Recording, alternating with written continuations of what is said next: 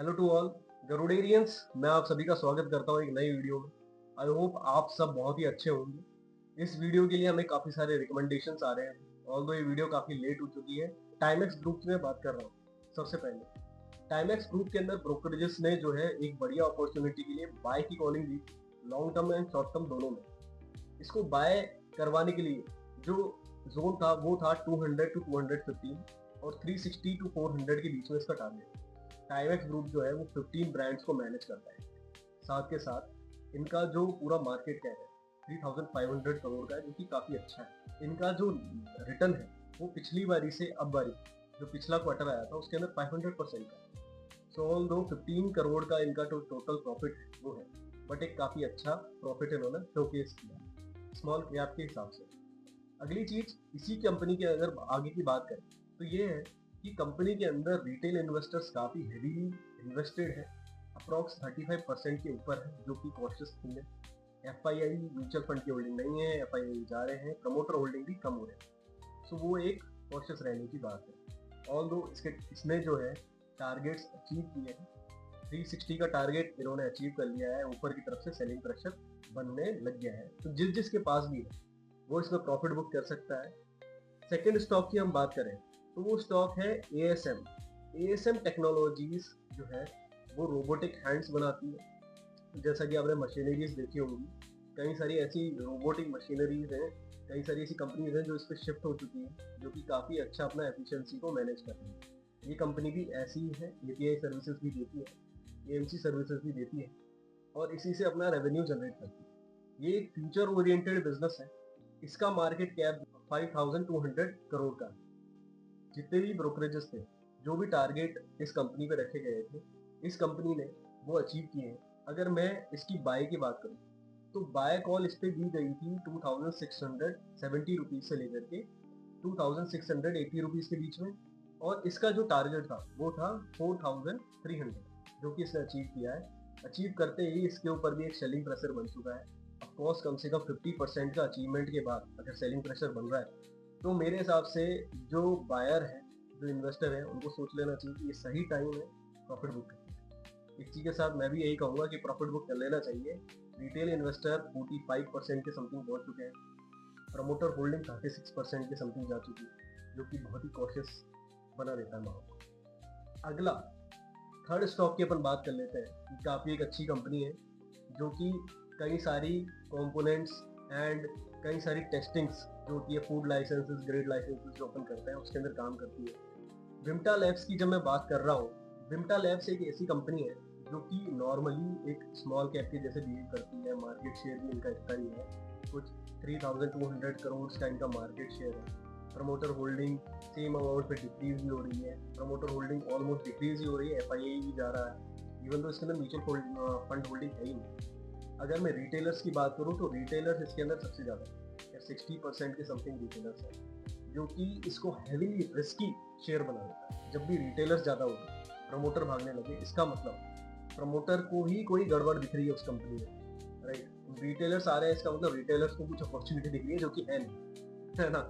तो अपन इसके target and achievement की बात करते हैं। बाय कॉल जो इस पे दी गई थी वो दी गई थी 450 रुपीज, 790 के टारगेट पे, जो कि इसने अचीव किया है। ऊपर से भी सेलिंग प्रेशर बन रहा है। मगर बात करूं कि कैसा रिटर्न था पिछले से पिछले क्वार्टर या उससे पिछले क्वार्टर, देखो पिछले 3 क्वार्टरों में इनका 50% के ऊपर का प्रॉफिट इन्होंने शो किया, जो कि काफी अच्छा है। बट अगर देखा जाए तो प्रमोटर इसके अंदर जैसे भी प्रॉफिट लेके आ रहा है, अपने पुराने ऑर्डर्स और कुछ एग्जिस्टिंग कस्टमर्स के भी आपके लेके आ रहा है। ठीक, नए कस्टमर अक्वायर करोगे, राइट, तभी तो अपनी कंपनी को आगे बढ़ाओगे। तो वो देखना इसमें बहुत जरूरी होगा। आई होप कि इन्वेस्टर समझ गए होंगे कि अब ये शेयर और ऊपर जाने का पोटेंशियल नहीं रख पा रहा है, इसीलिए प्रमोटर्स जो है इस शेयर से निकल रहे हैं। अगला स्टॉक जो है वो भी एक काफी बेहतरीन स्टॉक है। जो 4th नंबर का स्टॉक है उसको सुनने के बाद, उसको समझने के बाद आपको लगेगा कि हाँ, कुछ small cap and mid cap है जो फ्यूचर ओरिएंटेड है। देखो, जब गवर्नमेंट 2024 के अंदर जब अनाउंसमेंट किया था कि ऑटोमोबाइल सेक्टर नीचे जा रहा है, हम इसके सपोर्ट के लिए जितनी भी एंसेसरीज कंपनीज हैं जो कंपोनेंट्स बनाती है उनको प्रमोट करेंगे इंडिया में, ठीक है। क्योंकि हम जो है चाइना को अपोज करना चाहते हैं, क्योंकि ज़्यादातर कंपोनेंट्स जो है चाइना से, कई सारी ऐसी कंपनीज हैं जो ऑटोमोटिव के अंदर छोटे छोटे कंपोनेंट्स पार्ट्स बनाती है। उसी के अंदर से एक कंपनी है बेलराइस। बेलराइस इंडस्ट्रीज काफी अच्छा जो है ग्रोथ पोटेंशियल रखती है। Belrise industry one of the IPO है। ये आईपीओ के अंदर आया था। जब से आईपीओ आया है तब से इन्होंने बढ़िया परफॉर्मेंस किया है। सी, जब इन्होंने आईपीओ लॉन्च किया उसके बाद ये थोड़ा सा डिप दिखाया, फिर इसके अंदर जैसे ही गवर्नमेंट फंडिंग आई और अच्छी इन्होंने जो है पकड़ दिखाई। 105 पर इसकी बाइंग की अपॉर्चुनिटी थी और इनका जो टारगेट है वो 150 का था, जो कि इन्होंने अचीव किया। Well and good. अब अगर मैं बात करूं कि इसकी नेट परफॉर्मेंस क्या है, देखिए 14,000 करोड़ रुपीस का इसका जो है मार्केट है, जो कि एक बहुत अच्छी बात। एफआईए इंक्रीज हो रहा है, म्यूचुअल फंड आ रहा है, साथ ही साथ रिटेलर्स कम है और प्रमोटर होल्डिंग स्टैग्नेंट है, मतलब अच्छी है।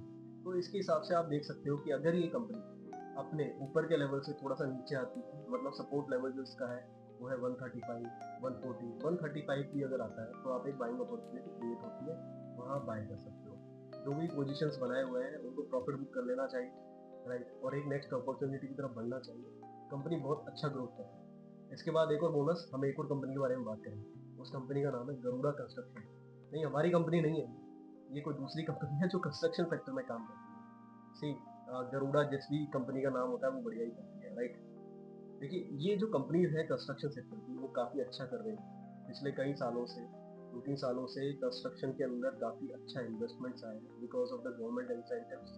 और जिस तरीके से इंफ्रास्ट्रक्चर को गवर्नमेंट ने हर बजट के अंदर प्रमोट किया है, हमारे इंडिया के अंदर इंफ्रास्ट्रक्चर बूम जो आया है उसका काफ़ी बेनिफिट उन छोटी कंपनीज को मिला है। कि अगर इसके टारगेट प्राइस की बात करें 120, 123 पे इसको बाइंग के लिए अप्रोच किया गया था कई सारे ब्रोकर्स के लिए फॉर द 200 टारगेट, जो कि इसने अप्रोच करते ही अचीव कर लिया। अगर हम प्रॉफिट की बात करें, ईयर ऑन ईयर जो प्रॉफिट है वो 200% के ऊपर।